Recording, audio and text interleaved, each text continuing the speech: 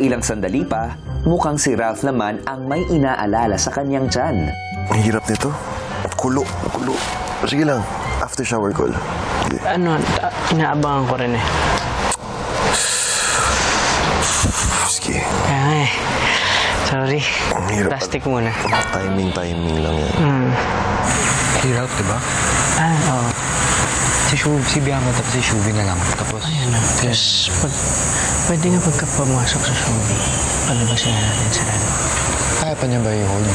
Kaya pa naman daw, pero nararamdaman niya na. Pag-isipan natin. Extra ko na lang sila, maghanap ako ng suot din. Hanggang sa natapos na si Shubi sa pagligo.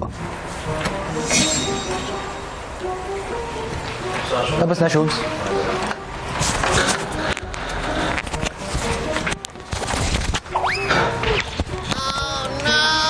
Ang toothbrush pa.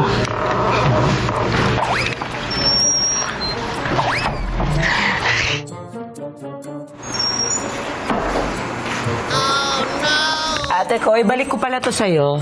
Si Vince, sinubukan namang tumulong sa boys.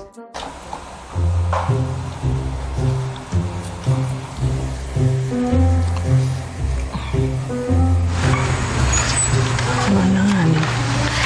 Alam nga ni yung pwesto. Saan hindi natin nahamog ni Vic? Dapat sinabot. At pinatapos na lang niya. Wala, nandyan sa labas. Kaya nga. Wala. Hirap to. Wait lang po.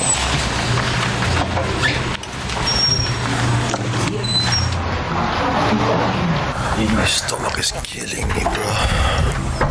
You got this, Ralphie. Si Kuya, to the rescue na sa sitwasyon ni Ralph. Ano sabi? Ate Kla. Very sumaswak. Ang ingay ng paghihiwa. Confession room daw. Ate Kla.